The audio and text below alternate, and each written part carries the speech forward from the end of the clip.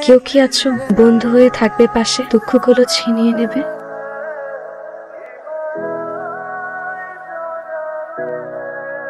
আমরা কেউই কারো রক্তের কেউ নই।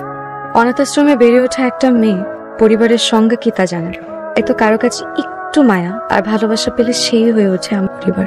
কি রান্না করছো আজকে আমার জন্য? তোর পছন্দের লুচি আর আলুর দম, যেন তুই ভেতরে দম পাস। খাবার দিয়ে গেলাম, খেয়ে নিয়েন। কালকেও খাবার দিয়ে গেছি, তুই কিন্তু খাস নেই। খাবারটা নষ্ট হয়েছে, খাবার নষ্ট করা একদম ঠিক না। তোর খাবার খাওয়া দেখতে না খুব ভালো লাগে। আমি এতিমখানায় বড় হয়েছি, একটুখানি খাবারের যে কি কষ্ট এটা আমি খুব ভালো করে বুঝি। পৃথিবীতে কত মানুষ আছে দুই বেলা খাবার খাইতে পারে না। সবাই আমার দিকে এভাবে তাকায় আছো কেন? আমি কি এলিয়েন? দাদা, আচ্ছা তুই লাস্ট কবে আমাদের সাথে খাইতে বসছিস বলতো? সেটা আমার মনে নেই। একসাথে বসে খেলে ফ্যামিলি বন্ডিং বাড়ে। মাঝে মাঝে মনে হয় পৃথিবীটা যদি শুধু বাচ্চাদেরই হতো, কোনো এক অজানা কারণে বাচ্চাদের প্রতি আমার তীব্র ভালো লাগা কাজ করে। মেয়েটা তোর? এটা কি কাকা? আরে এই যে তুই বাচ্চাগুলোরে এত কষ্ট করে লেখাপড়া করে দিচ্ছিস, ওইটার পারিশ্রমিক। আমি কি টাকার জন্য কাজ করি কাকা? না, টাকার জন্য কাজ করছ না তো কি হইছে? তারপরেও আমি এই টাকাটা নিতে পারবো না কাকা। রুমে কেমন যেন একটা প্রেম প্রেম গন্ধ। ভাইয়া তুই কি প্রেমে টেমে করছিস? সরি।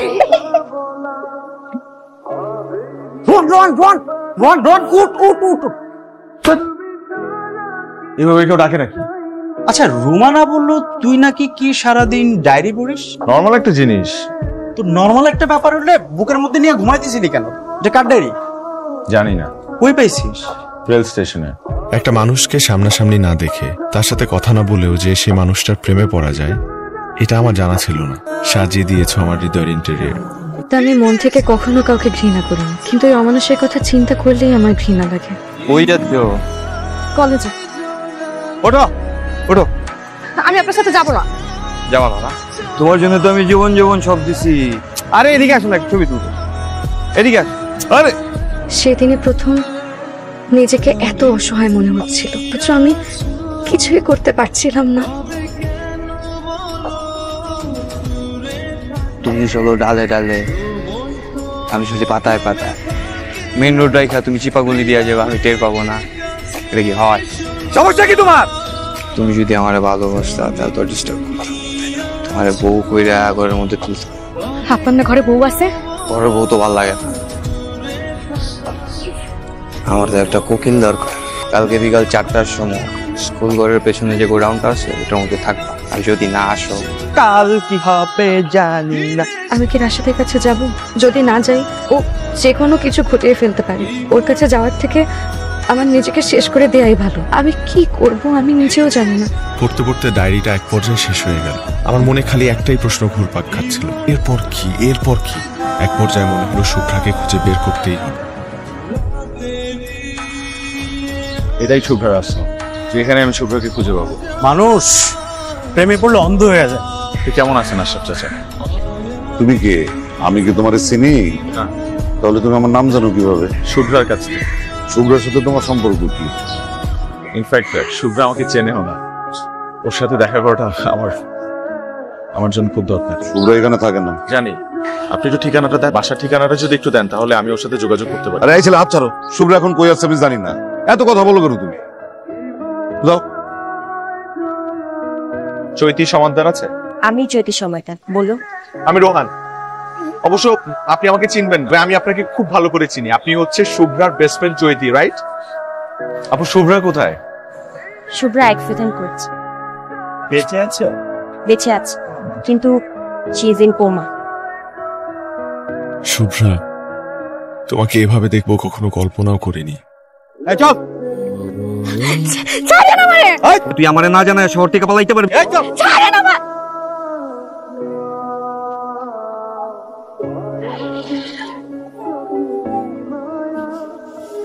অনেক ভালো মেয়ে ছিল, অ্যাক্সিডেন্টটা সব উলট পালট করে গিয়ে।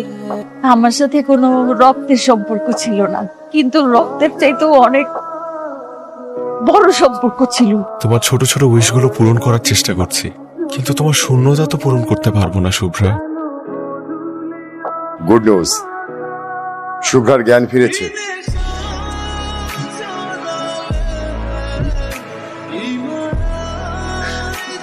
শুভ্রা, ভালো আছো তুমি? জি ভালো। আমি কি আপনাকে চিনি?